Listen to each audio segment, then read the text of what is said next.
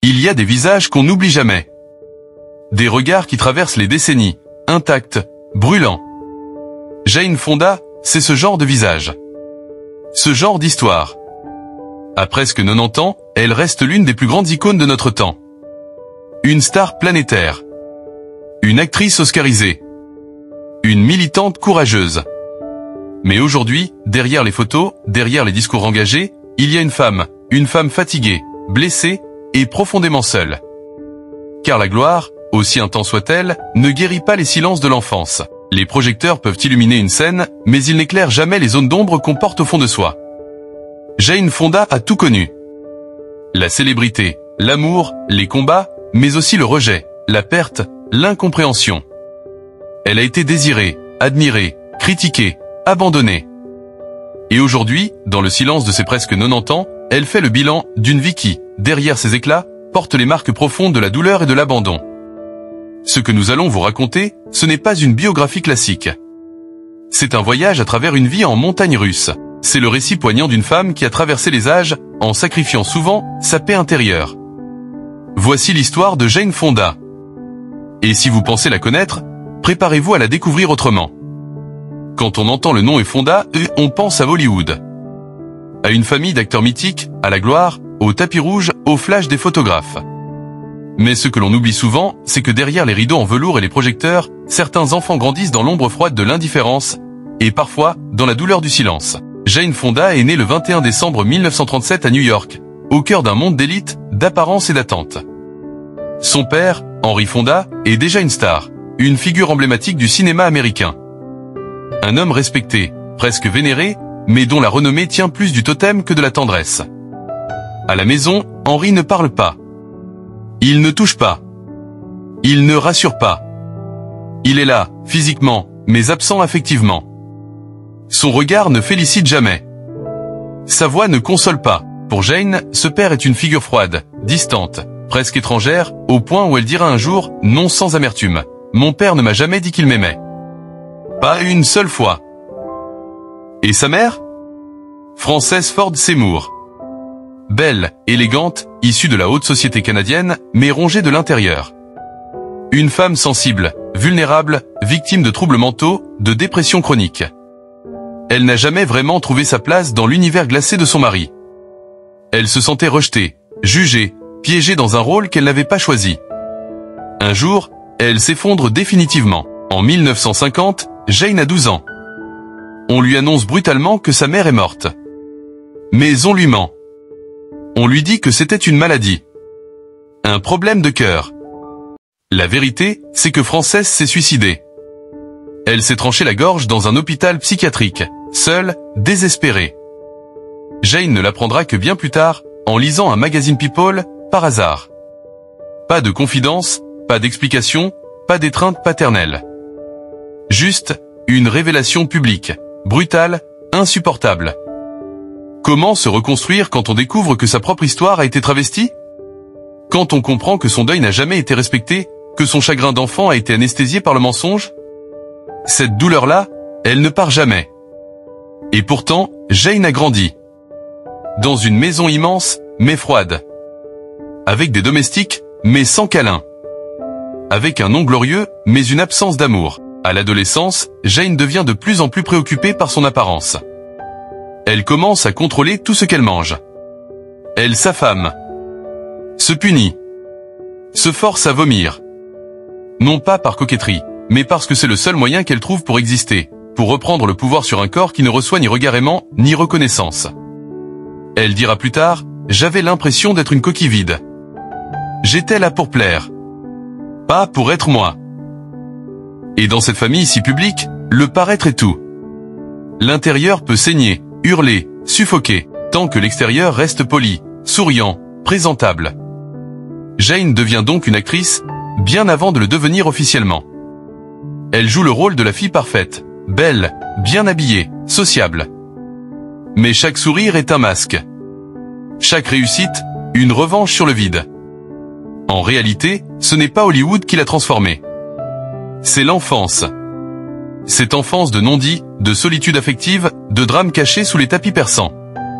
C'est là que se sont enracinées ses blessures, c'est là qu'est née sa quête de reconnaissance, son besoin viscéral d'engagement, son hypersensibilité à l'injustice, et surtout, sa rage de vivre à sa manière, même si cela implique de déranger. Car Jane Fonda n'a jamais été une enfant sage. Elle a été une enfant abandonnée, qui a décidé de ne plus jamais se taire. On croit souvent que les projecteurs illuminent ceux qui s'y tiennent. Mais dans le cas de Jane Fonda, ces projecteurs étaient parfois des phares, et parfois des feux. Quand elle entre dans le monde du cinéma à la fin des années 1950, Jane n'a pas encore 20 ans. Elle est belle, spectaculairement belle. Un visage d'ange, une silhouette de rêve, un nom célèbre. Tout Hollywood la regarde. Tout Hollywood l'attend. Mais Jane, elle, n'a pas encore appris à se regarder elle-même. Elle ne sait pas qui elle est. Elle ne sait même pas si elle existe autrement que par ce qu'on attend d'elle. Elle a été formée au théâtre par Lee Strasberg, le maître de l'actor studio, qui perçoit chez elle quelque chose d'unique. Une intensité, une sincérité, une faille brute. C'est cette faille qui fascine. Cette fragilité contenue, cette tension intérieure qui traverse l'écran. Très vite, Jane enchaîne les rôles. Des comédies légères, des films commerciaux, des drames plus profonds. Elle devient une icône des années 60. Mais une icône façonnée par les autres. Elle est tour à tour ingénue sexy, beauté glaciale, fantasme pop. Et puis il y a ce film, Barbarella, réalisé par son mari de l'époque, Roger Vadim. Jane y apparaît presque nue, objet de désir, mise en scène comme une déesse cosmique. C'est un succès, mais pour elle, c'est une humiliation déguisée.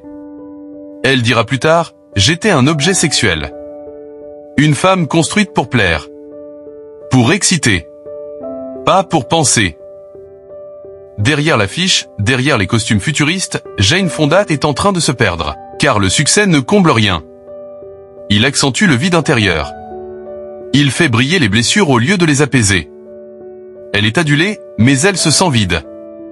Elle est photographiée, mais elle ne se reconnaît pas dans ses images. Elle continue à lutter contre son corps. Les troubles alimentaires s'aggravent. Elle mange en cachette, puis se fait vomir. Chaque repas devient une épreuve. Chaque miroir, un tribunal. Et puis il y a ce père, toujours là, dans un coin de sa tête. Henry Fonda ne la félicite jamais.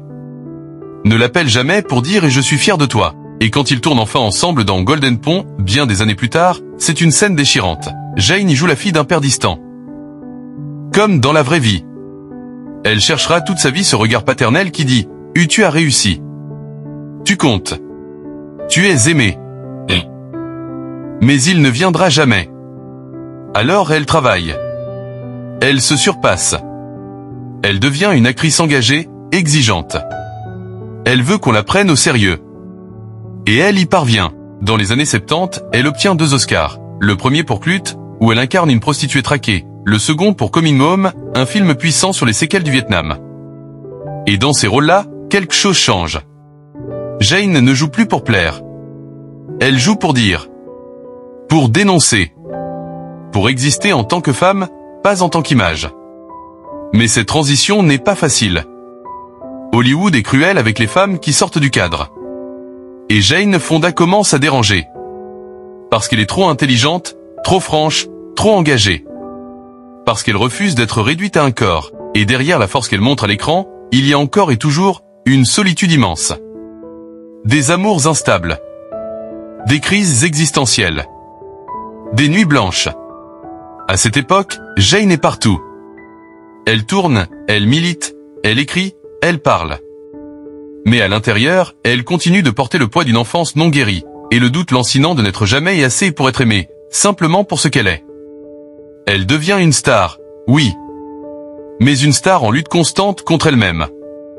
Car briller n'a jamais suffi. À la fin des années 60, Jane Fonda n'est plus seulement une actrice à succès. Elle devient quelque chose de plus grand, de plus dangereux aussi, aux yeux de l'Amérique conservatrice. Le pays est en guerre. Le Vietnam déchire les consciences. Les images des bombes, des corps mutilés, des villages détruits envahissent les écrans. Et Jane, qui jusqu'ici s'est battue contre ses démons intérieurs, sent une rage monter en elle. Cette rage, elle la connaît. C'est celle de l'injustice. Celle qu'elle a ressentie face à l'indifférence de son père, au suicide de sa mère, au diktat d'Hollywood. Elle ne peut plus se taire. Alors elle sort de son rôle de star.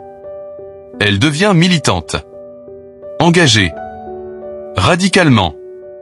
Elle prend position contre la guerre, contre le racisme, contre le patriarcat. Elle se rend dans les universités, dans les quartiers populaires, dans les manifestations. Et elle choque. Parce qu'elle n'est pas censée faire ça. Elle est belle, riche, célèbre. Elle devrait sourire, vendre du rêve, réciter ses textes. Mais elle choisit de parler vrai, quitte à tout perdre. Et puis, il y a cet événement. Celui qui va changer sa vie à jamais. 1972 Hanoï. Jane Fonda voyage au Vietnam du Nord, en pleine guerre. Elle veut voir. Comprendre. Témoigner. Mais ce voyage va déclencher une tempête. Une photo va circuler. Jane, assise sur un canon anti-aérien nord-vietnamien. Un cliché lourd de symboles, mal interprété, utilisé contre elle. On la surnomme Hanoï Jane. On la traite de traîtresse. Des vétérans brûlent ses photos. Des studios boycottent ses films. Des menaces de mort affluent. Ce moment-là, c'est une fracture. Jane dira plus tard que cette photo a été une erreur. Elle ne voulait pas insulter les soldats américains, qu'elle respecte profondément. Mais le mal est fait. Elle devient l'ennemi public numéro 1 de l'Amérique patriote. Et pourtant, elle ne recule pas. Elle continue à militer, à dénoncer. Elle soutient les Black Panthers, les mouvements féministes, les Amérindiens. Elle met sa célébrité au service des sans-voix. Et ce choix, elle le paie cher. Hollywood la boude. Les médias la lynchent. Mais elle s'accroche, parce qu'elle ne joue plus un rôle. Elle est, enfin, elle-même. Cette révolte, ce feu intérieur, c'est sa revanche sur une vie où elle a trop souvent été réduite au silence. Mais derrière la militante inébranlable, il y a aussi une femme blessée. Car se battre chaque jour, c'est épuisant. C'est affronter l'hostilité, l'incompréhension, la solitude. C'est devenir un symbole, au point de ne plus savoir qui on est sans la lutte. Et Jane, dans cette tempête, continue à chercher sa place. Elle enchaîne les relations, les mariages, les transformations. Toujours en quête d'un équilibre qu'elle n'a jamais connu. À cette époque, elle dira « Je ne savais pas qui j'étais. J'étais en colère. J'étais affamée. J'étais seule. » Mais elle avance. Et même si son image est abîmée, même si les cicatrices sont nombreuses, elle ne renonce pas à ce qui l'anime, être utile. Porteur la parole des autres. Refuser de se taire. À l'extérieur, Jane Fonda est encore debout. Belle. Charismatique. Admirée. Mais à l'intérieur, les fondations craquent. Les années 80 arrivent avec leur lot de contradictions. Celle qui a été la voix de l'anti-guerre devient, presque malgré elle, une icône de la culture fitness.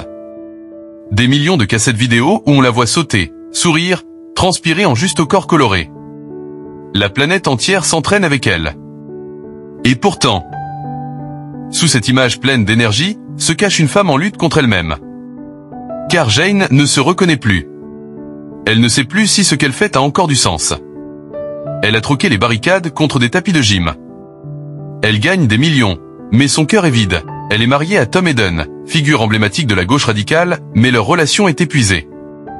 Elle a tout fait pour l'aider à entrer en politique. Elle a financé ses campagnes, porté ses idées. Mais à la maison, elle n'existe plus que comme soutien, pas comme femme. Pas comme être vivant, avec des besoins, des failles, des désirs. Jane se tait. Elle sourit en public. Elle serre les dents en privé. Et puis il y a le regard du monde. Hollywood ne l'a jamais vraiment pardonné. Elle reste marquée au fer rouge de Hanoï Jane. Certains refusent encore de prononcer son nom. Des studios la considèrent comme radioactive. Même ses plus beaux rôles ne suffisent plus à effacer ses traces. Alors elle fait ce que beaucoup font quand la lumière devient trop brûlante. Elle se retire. Dans les années 90, Jane Fonda disparaît. Elle met fin à sa carrière. Elle quitte le cinéma. Elle se retire du monde, presque comme on se met en quarantaine émotionnelle. Elle ne tourne plus. Elle ne parle plus. Elle coupe court à l'agitation extérieure pour affronter, enfin, le vacarme intérieur. Et là, dans ce silence retrouvé, la vérité remonte. Brutale. Dérangeante. Elle commence une thérapie. Elle lit. Elle écrit. Elle pleure. Elle explore enfin ses blessures d'enfance. Le suicide de sa mère. L'indifférence de son père. L'obsession de la perfection. La haine de son propre corps. Tous ces fantômes qu'elle avait rangés dans un coin de son esprit pendant des décennies reviennent frapper à la porte. Et Jane les laisse entrer. Elle dira plus tard, « Il m'a fallu 60 ans pour commencer à comprendre qui j'étais. Avant cela, j'étais un rôle. Un masque. Une illusion. » Ce passage par le vide, par la nuit, par la solitude est crucial. C'est là, dans cette pause imposée, que Jane commence une lente reconstruction. Mais cela ne se fait pas sans douleur. Car les silences sont lourds. L'absence de caméra, de public, de combat, la renvoie à elle-même. À cette petite fille jamais consolée. À cette femme qui a tout donné aux autres, et si peu à elle-même. Pendant cette période, Jane Fonda vit une sorte de mort symbolique. Elle n'est plus actrice. Elle n'est plus militante. Elle n'est plus épouse. Elle est seule. Face à sa vie. À toutes les versions d'elle-même qu'elle a tenté de jouer. Et à la question essentielle, qui suis-je, vraiment?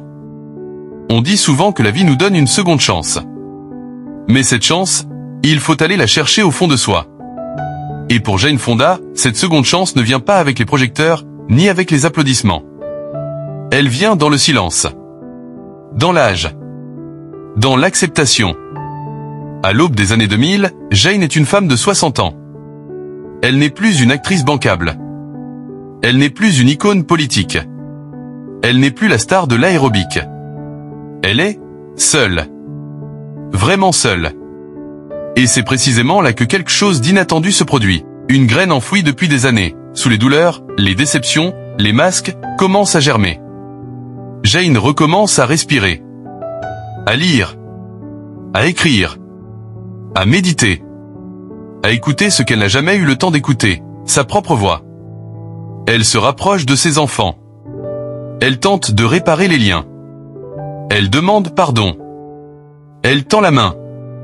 Et surtout, elle cesse de fuir. C'est durant cette période qu'elle écrit ses mémoires.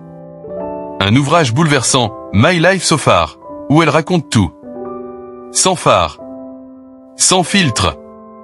Elle y parle de la honte, du vide, des abus, des erreurs, mais aussi de la résilience, de la reconstruction, de la liberté qu'on trouve enfin, quand on n'a plus rien à prouver. J'ai passé ma vie à vouloir être aimé. Aujourd'hui, je veux simplement être vrai. Écrit-elle. Cette vérité, elle l'incarne désormais dans chaque mot, chaque geste, chaque prise de parole. Et le monde, étonnamment, l'écoute. Les projecteurs reviennent. Mais cette fois, elle les regarde en face, sans trembler. Elle revient au cinéma, plus forte, plus libre. Elle tourne avec Jennifer Lopez dans Monster in Law, puis elle enchaîne avec des films plus sérieux, des documentaires, des séries. Et puis surtout, elle fait une entrée fracassante dans l'ère moderne grâce à la série Grace and Frankie, où elle prouve qu'on peut être drôle, brillante et féminine à plus de 70 ans. Jane n'a plus peur d'être ridicule. Elle n'a plus peur de vieillir. Elle a compris qu'à cet âge, chaque ride est une victoire, chaque moment est un acte de résistance contre la norme. Mais ce n'est pas seulement une renaissance artistique. C'est une renaissance spirituelle, existentielle. Jane Fonda s'investit dans de nouvelles causes, le climat, la justice sociale, les droits des femmes. Elle manifeste, se fait arrêter, s'exprime publiquement. À plus de 80 ans, elle est arrêtée à Washington pour protester contre l'inaction climatique. Et elle sourit, point levé, comme une adolescente engagée. Car pour Jane, l'âge n'est plus un frein. C'est un moteur. Un pouvoir. Elle inspire une nouvelle génération. Pas par sa beauté. Pas par ses rôles. Mais par sa lucidité. Par son courage. Par cette capacité folle à se relever encore et encore. Et dans ses interviews les plus récentes, elle confie « Je ne me suis jamais sentie aussi vivante qu'aujourd'hui. Pas parce que tout est facile, mais parce que tout est vrai. » On imagine souvent la vieillesse des célébrités comme un long repos mérité, entouré de luxe, de souvenirs glorieux, de sourires apaisés. Mais pour Jane Fonda, ce n'est pas un simple repos. C'est une période de bilan, de face à face avec soi-même, de nuits remplies de questions sans réponse. Une époque où le silence devient assourdissant. Jane Fonda vit aujourd'hui dans une belle maison à Los Angeles. Tout y est paisible, ordonné, élégant. Mais derrière chaque mur, il y a des fantômes, des résonances du passé, des mémoires entassées dans les recoins de la conscience. C'est là, dans cette maison baignée de soleil, qu'elle vit ses journées avec la plus grande des compagnes, la solitude. La solitude d'une femme qui a tant aimé sans jamais se sentir aimée pour ce qu'elle était vraiment. La solitude de celle qui a donné sa vie aux autres, au public, aux causes, aux hommes. Et qui, aujourd'hui, réalise que peu ont réellement vu la femme derrière le masque. Elle a dit elle-même, à cœur ouvert, les yeux brillants d'une tristesse retenue. J'ai été admirée, critiquée, désirée, détestée, mais rarement aimée pour ce que je suis quand les projecteurs s'éteignent. Cette phrase, d'une honnêteté désarmante, en dit long sur l'intimité brisée de Jane. Tout au long de sa vie, elle a joué des rôles, pas seulement au cinéma, mais dans sa propre existence. Elle a été la fille parfaite, l'épouse dévouée, la militante engagée, la star resplendissante. Mais elle a souvent oublié de simplement être Jane. Pas Jane la figure publique. Pas Jane la voix d'une époque. Jane, la femme, l'être humain, avec ses failles, ses peurs, ses besoins d'amour, de tendresse, de calme. Et aujourd'hui, à presque 90 ans, elle ressent profondément le poids de ces années. Pas seulement dans ses os ou dans sa peau, mais dans cette partie de l'âme qui commence à comprendre que certains rêves ne se réaliseront plus. Elle aurait aimé vivre un grand amour tardif. Elle aurait aimé se réveiller chaque matin à côté de quelqu'un qu'il aime pour sa simplicité, pour sa fatigue, pour ses rides, pour ses silences. Mais cet amour n'est jamais arrivé. Ou alors, il est passé trop vite. Trop tôt. Ou ne l'a jamais vraiment regardé. Elle dit souvent qu'elle vit une forme de paix. Et c'est vrai, elle a fait du ménage dans son cœur. Elle a réglé ses comptes avec son père. Elle a pardonné à sa mère, qu'elle a perdu trop tôt, trop violemment. Elle a renoué avec ses enfants autant qu'elle a pu. Mais il y a cette douleur sourde, qui revient comme une vague, parfois la nuit, parfois dans un éclat de rire soudain interrompu. C'est le vide. Pas le vide de la carrière. Pas le vide matériel. Non. Le vide d'une tendresse jamais comblée. Le vide d'une étreinte qui n'est jamais venue. Et malgré cela, Jane reste debout. À presque 90 ans, elle se lève chaque matin avec cette incroyable détermination. Faire quelque chose de sa journée. Parler. Lire. Méditer. Agir. Elle continue ses engagements, notamment pour la planète. Elle est sur tous les fronts. Elle participe à des manifestations, à des campagnes de sensibilisation, à des documentaires. Elle s'engage pour les jeunes, pour les femmes, pour les oubliés. Elle envoie des messages d'espoir, des appels à l'action. Et dans chacun de ces gestes, il y a cette force magnifique, celle d'une femme qui, même brisée, continue de construire autour d'elle. Elle est lucide sur la fin.